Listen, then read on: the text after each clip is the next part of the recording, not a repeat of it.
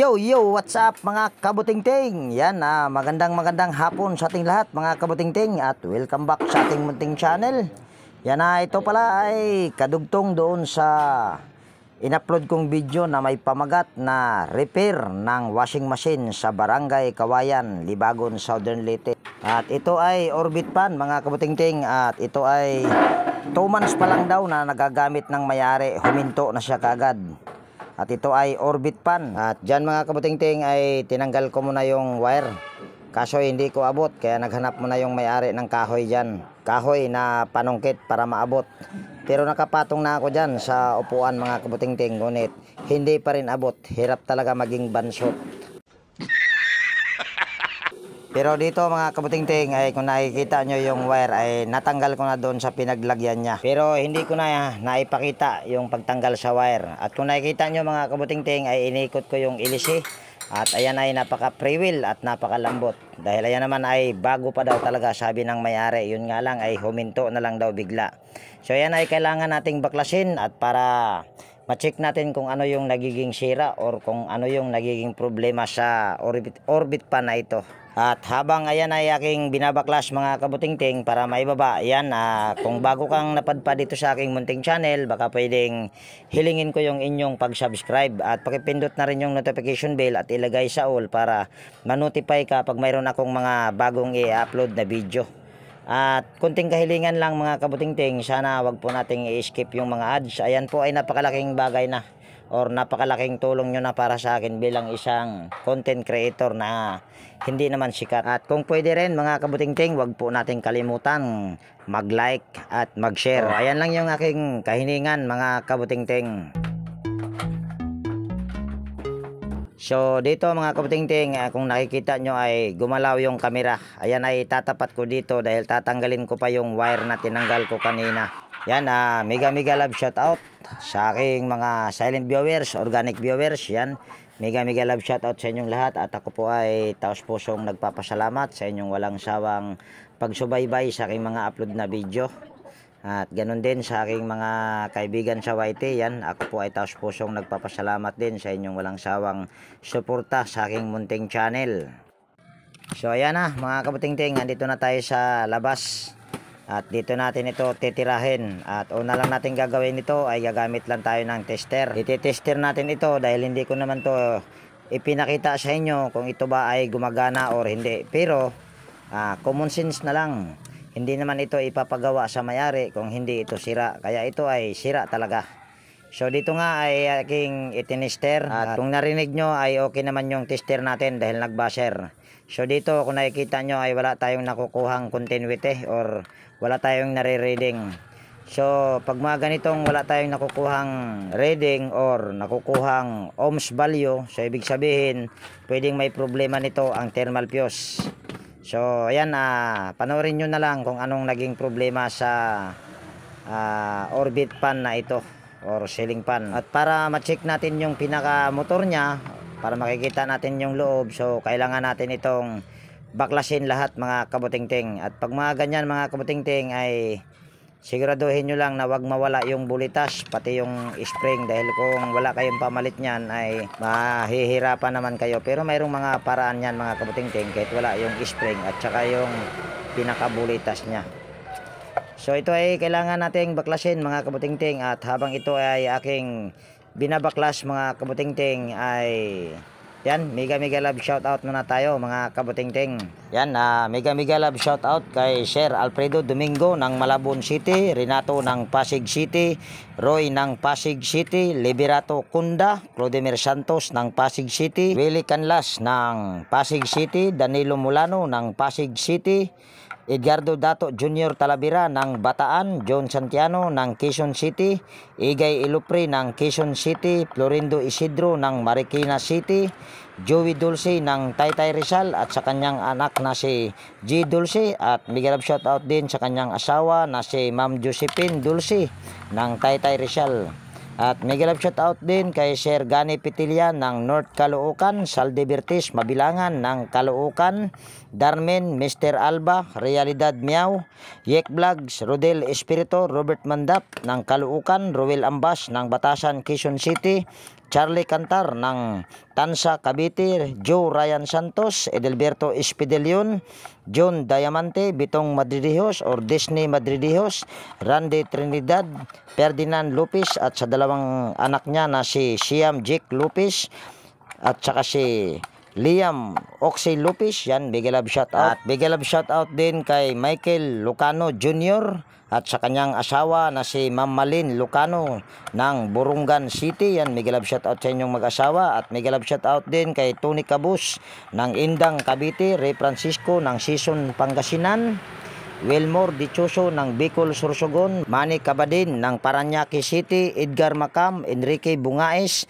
Hermes Suarez ng Sapang Bato, Angeles City, Danilo Cruz, Bin Kabatas ng Dasmariñas Cavite at sa Kabatas Family. Yan, mega love shout out.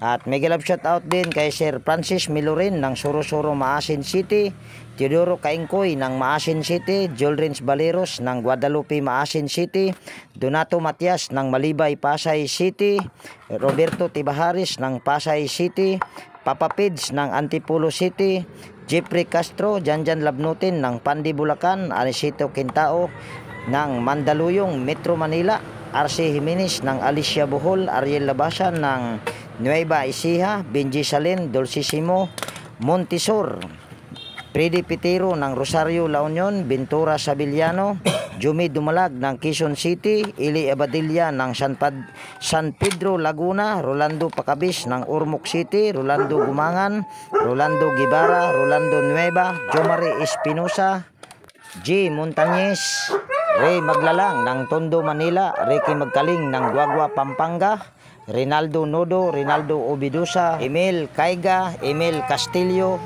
Buhay Watchman, Edge Pachico, Eliseo Yupo, Eddie Adaya, Wilfred Emiterio, DIY Repair ng Antipolo City, Jimmy Completo, Ray Dison, Louis Batinsila ng Taguig City, Barry Manalo, Renato Diaz ng Bayanan Muntinlupa City, Joel Antonio, Tristan Osison, Joselito Larissa, John Duitis ng Dasmariñas Cavite, Leonardo Jr. Hormigos, Arthur Pripos, Vicente Anaubo, John Carlo Taon, Albert Lonsano, Eli Pagdonsulan ng Lucena City, Alfredo Kiambao, Jaime Samoy, Freddy Ronquillo, Michael Eusebio, Adrian Leo Pagaduan ng Nueva Ecija, Richard Loy, Guido Fredo Solamulo, Romeo Maristila, Arthur Manigo ng San Pablo Isabela, Jason Pasco, Joe Pelms, Steve Abogado ng Olongapo City, Berhelio Torsino ng San Miguel, Bulacan, Victor Castaritas, John Cinco ng Nabutas City,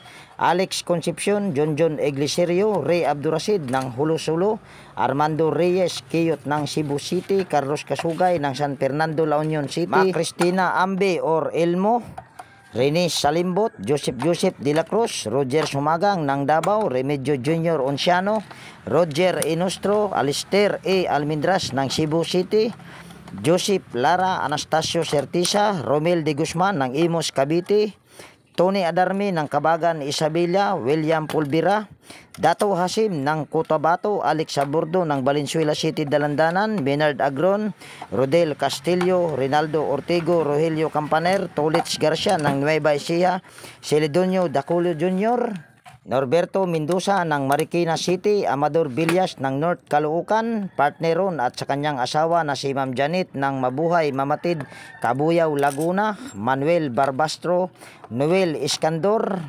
Jeffrey De La Torre ng Palawan PPC, Arturo Borbon, Berhelio Argote, Ramilo Bernardo, Joseph Dasilio ng Cainta Rizal, Jesus Billy Paruhinog, Jesse Garcia ng San Marcelino Zambales, Boy de Guzman ng Calbayog City, Emmanuel Siongco, Chris Legitimas, Romel de Guzman, Luciano Salubre, Cesar Repair, Mr. Carl Soriano, Eugenio Fernandez, Bien Junior Larcada, Wilson Puris ng Auckland, New Zealand, Carlo Maduro, Silver Pearl, Eli Bilutindos, Dante Burgos, Marlo Castillo, Domingo Francisco, Alfonso Puntod ng Bilibiran, Binangunan, Rizal, James Lakbawan ng La Trinidad, Benguet, Dominador Rumamban, Cesar Pilistado, Rolando Panaligan ng Dasmariñas, Cavite, Berhel de los Santos. Yan, mega love shout out sa inyong lahat.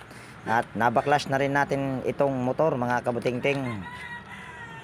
So ito na. At dyan mga kabutingting ay pasensya na kayo dahil hindi pala kita sa camera. Ang ginagawa ko dyan ay hinalungkat ko yung pinaka sa mga pinagdugtungan.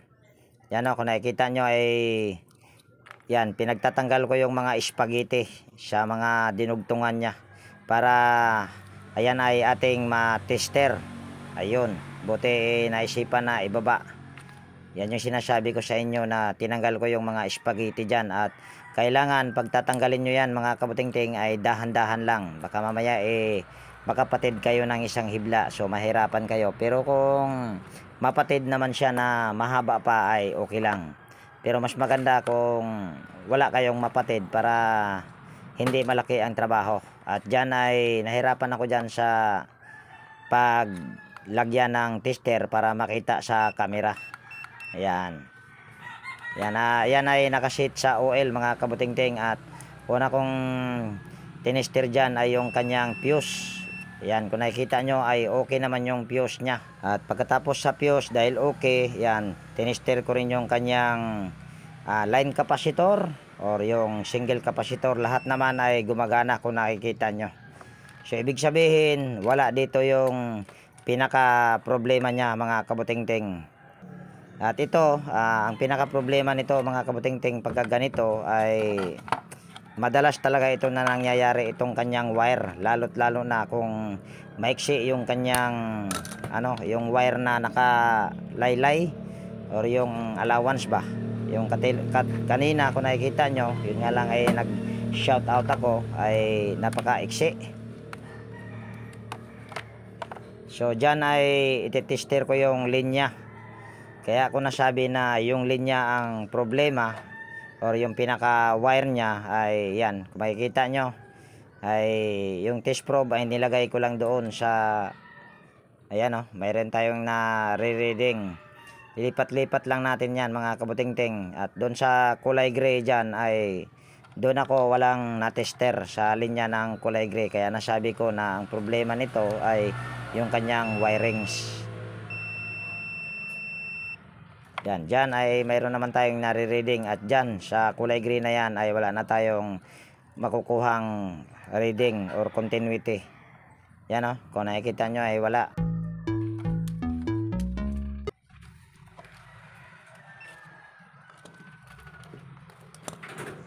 So dito mga kabutingting ay kailangan natin balatan yung pinaka wire nya para makita natin kung bakit wala siyang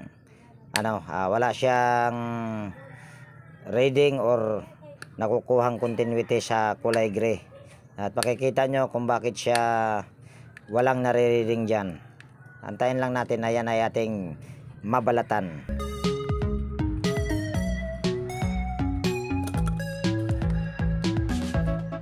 So ayan mga kabutingting, kung nakikita nyo yung kulay gray na yan ay putol. At dito ay malapit na rin yung kulay puti at saka dilaw mga kabutingting. Mayroon na rin siyang tama konti. Yan kung makikita nyo. Yan nangitim na mga kabutingting. Pag mga ganyan ay hindi natatagal yan mga kabutingting pagka ganyan. So kailangan natin yan papalitan ng panibagong wire. At ang problema wala akong wire na gagamitin. Kaya ang gagamitin ko dito na wire, ito ay wire sa washing machine, yung pang wirings talaga. Ayan kung nakikita nyo. Pero ayan ay mas matibay yan kaysa doon mga kabutingting. Yun nga lang ay hindi na yan siya magkaparehas ang kulay. Pero kung alam mo kung saan mo yan siya itatap ay madali na lang yan mga kabutingting. At dyan naman ay kailangan lang natin itong putulin tong mga wirings dyan para ayan ay ating may wirings ulit ng panibagong wire. Tatandaan lang natin kung anong kulay ang inilalagay nating common. At ang common ito sa original ay puti. At line capacitor naman ay kulay dilaw. At single capacitor ay kulay gray. At hindi ka naman malilito dyan mga kabutingting dahil ang Dalawang wire lang ang magkaiba dyan at may isa dyan na kulay dilaw na kaparehas, kaya hindi ka malilito dyan. Kung sabaga dalawang kulay lang ang iyong tatandaan. At dito ay gumamit ako ng long nose para maipit ko yung kanyang wire doon sa nakatap doon sa fuse, nang sa ganun ay hindi ko mahila yung hibla, dahil pag nahila yon ay pwede ko yon mapatid. So ganun lang yung aking mga diskarte mga kabutingting. So dito kung nakikita nyo, yung common ay kulay asol. Ayan ay tinap ko sa may fuse at hindi ko tinanggal yung fuse dyan dahil okay pa naman, kaya hindi ko na lang siya tinanggal. Pero sa totoo lang ay binalak ko na talaga dyan na tatanggalin yung fuse mga kabutingting. At dyan ay nilipat ko lang yung camera para kitang kita nyo yung aking ginagawa. Yan, ipupulupot lang natin yung isang hibla na nakakabit doon sa kulay gray. At ayun yung single capacitor. At yung kulay dilaw, dyan naman natin ikakabit yung isang hibla na yan yung para sa line capacitor.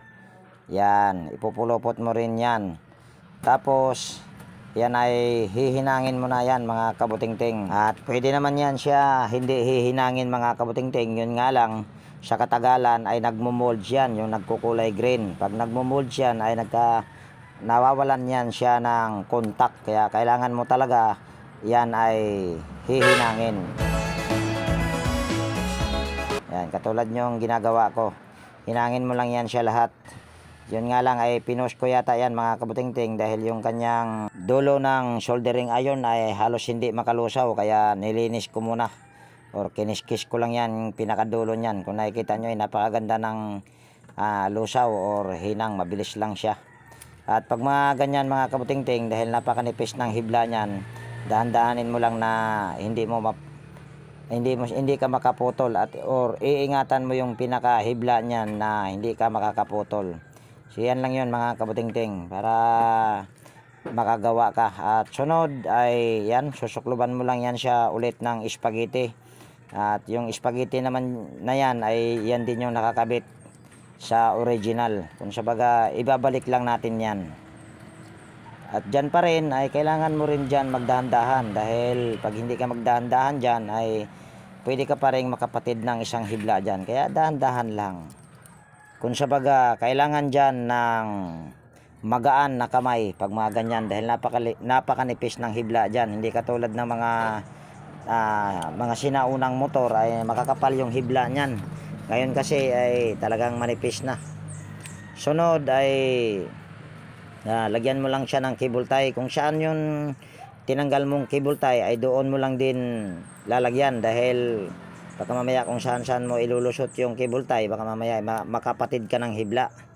Kung napapansin nyo ay inangat ko yung pinaka stator niya. Ayun ay sinilip ko kung wala ba akong wire na mapuputol.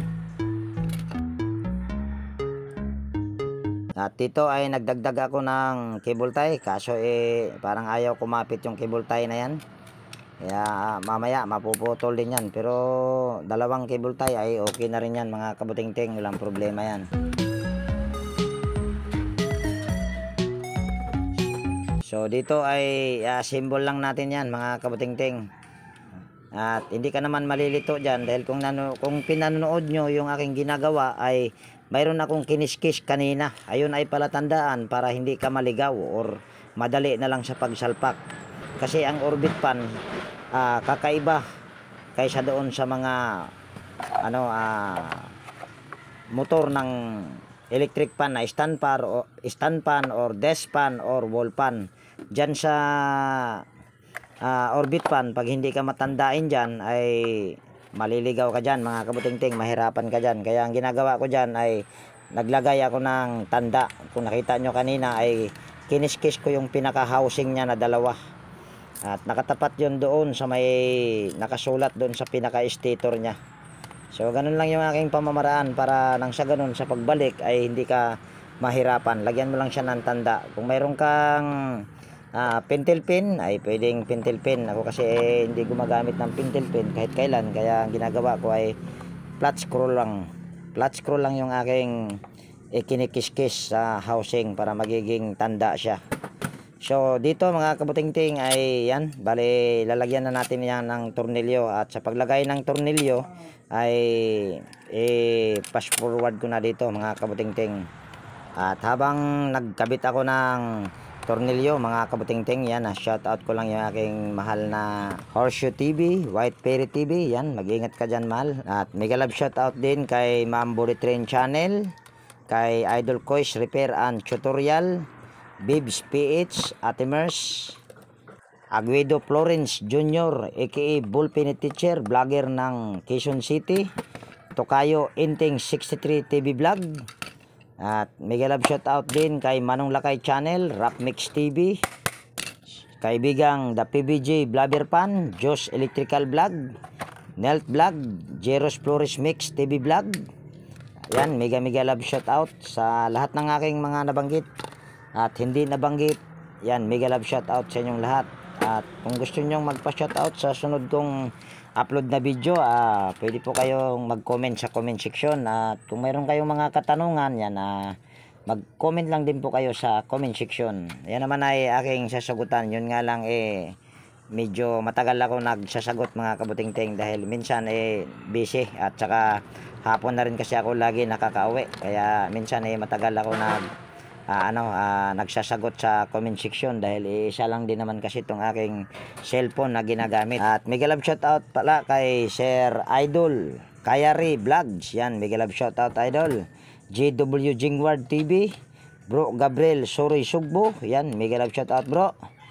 At Lex TV Official, Rekman Mix Vlog, kay Tindoy Channel, yan, mega love shout out Idol. At kay Farmer Boy TV, yan, mega love shout out sa inyo Idol.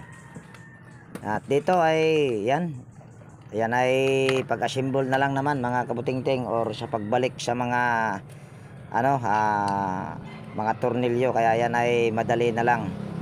Yan, dito ay fast forward ko lang din ulit yung pagkabit sa 4 na tornilyo. Ayan naman ay napakadali na lang. Basta may tanda ka lang mga kabutingting, ay madali lang pag mga ganyan. Kailangan ay lagyan mo lang siya ng tanda para mabilis mo lang siya ma-assemble. Kasi pag hindi ka maglagay ng tanda, pag nakalimutan mo yung position niya, ay sigurado malilito at mahihilo pa. Pwede na!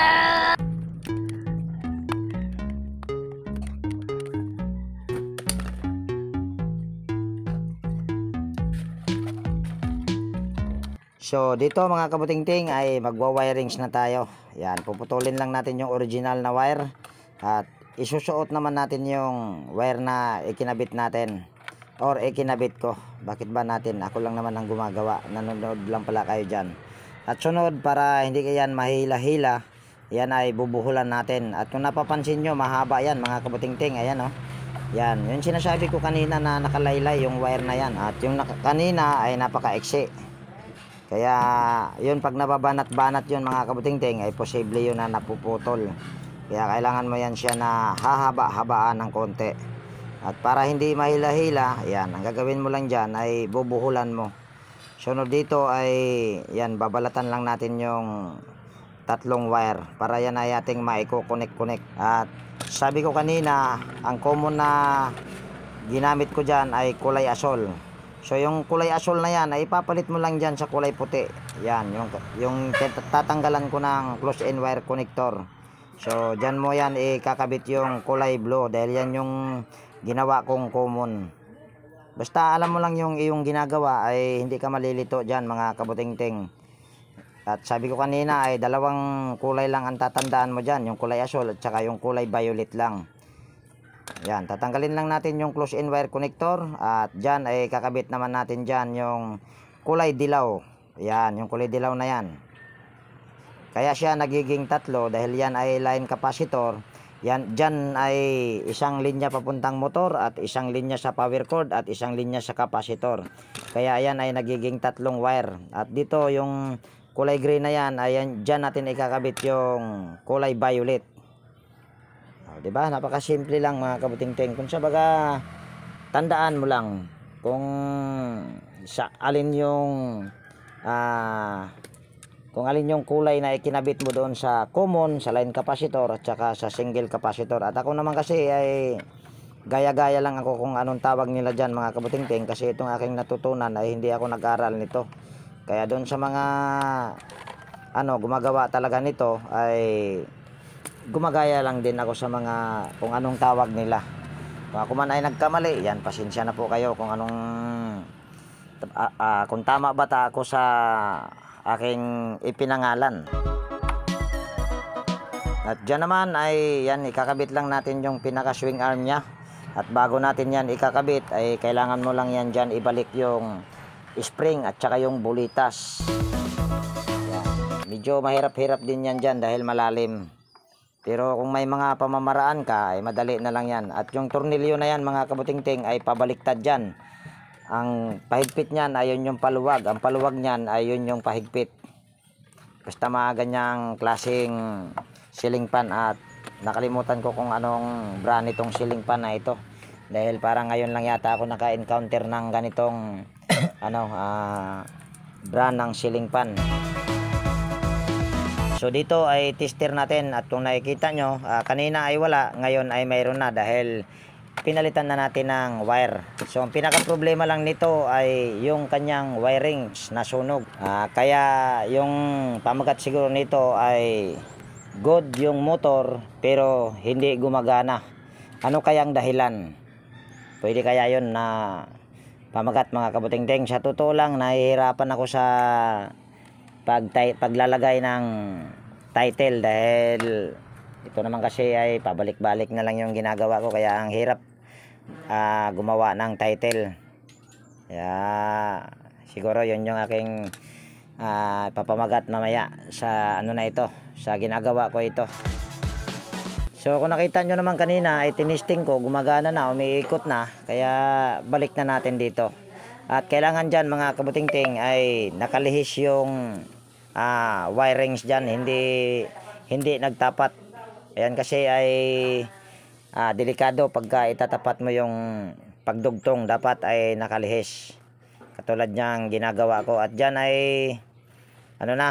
naglagay lang ako dyan ng electrical tape. Pero kung mayroon lang sana akong close-in wire connector para mabilis lang at safety pa, close-in wire ang ilalagay ko dyan. Pero kung wala naman kayong close-in wire connector ay electrical tape lang ang gamitin natin. Yan, katulad ng ginagawa ko. At kung pwede ay huwag nating tipirin sa paglagay ng electrical tape. Kasi pagka may disgrasya ay tayo rin ang masisisi. Kaya yan ay kailangan huwag nating tipirin.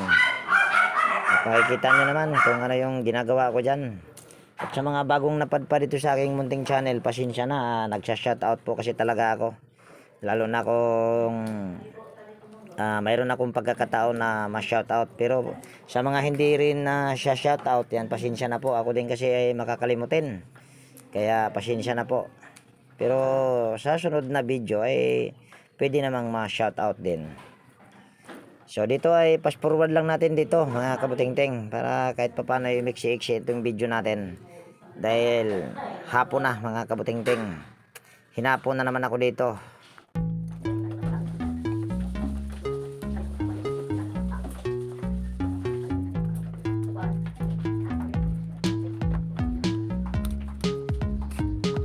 So, ganoon din dito mga kabutingting sa pagkabit ko sa pinaka-orbit pan niya doon sa taas ay yan, pinas forward ko rin dito mga kabutingting.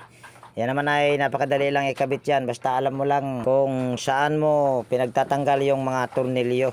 Kaya madali na lang yan, 4 na tornilyo lang dyan mga kabutingting ang kailangan mong ikabit or itornilyo. 3 dyan sa screen at isa doon sa pinaka yung una kong ikinabit na tornilyo. Yun yung una. Tapos dyan sa screen ay 3 lang yan. Sunod ay yung LC. Pagkatapos ng screen, yan, salpak mo lang yan. Tapos sunod mo yung pinaka pangharap na screen. Sunod, bababa na ako para yan ay ating ititesting. Ay hindi pa pala tayo mag-testing. Ayan ay isasabit pa pala natin yung wire. At yun yung sinabi ko kaninang panungkit. Kaso hindi ko na videohan. Hirap talaga magiging bansot mga kabutingting. Kailangan pa natin gumamit ng panungkit para maabot yung paglagay sa wire. At dito ay titesting na natin. Yan, bali pipihitin lang natin sa number 1. Yan, tapos tingnan natin dito kung umiikot na ba. Ayun oh. Umiikot na mga kabutingting. At kung napansin nyo mga kabutingting, ay hindi ako nagpalit pala dyan ng kapasitor. Dahil sa 2 buwan ay siguradong matibay pa yung na yon mga kabutingting, yung kanyang kapasitor. Yan o, kung makikita nyo ay mabilis pa. Lagay natin sa number 3. Yan, lalong bumilis yan mga kabutingting, lalo na sa number 4. Pero kung tutusin talaga mga kabutingting, yung number 3 at saka number 4 halos magkakaparehas lang yan. Walang ipinagbabago ang bilis yan. Kung mayroon man ay bahagya lang. Ayun o, nag-okay na si nanay. So ibig sabihin, okay na rin tong aking ginagawa mga kabutingting. At dito ka na rin tapusin yung video natin sa araw na ito. At kung nagustuhan mo itong video na ito mga kabutingting, baka pwedeng pa-like at paki-share. At higit sa lahat, kung bago kang napadpad dito sa aking munting channel, baka pwedeng hilingin ko na rin yung inyong pag-subscribe at pakipindot na rin yung notification bell at ilagay sa all para ma-notify ka pag mayroon akong mga bagong i-upload na video. So ayan, laging nag-iiwan sa inyo ng ingat tayo palagi at God bless po sa ating lahat.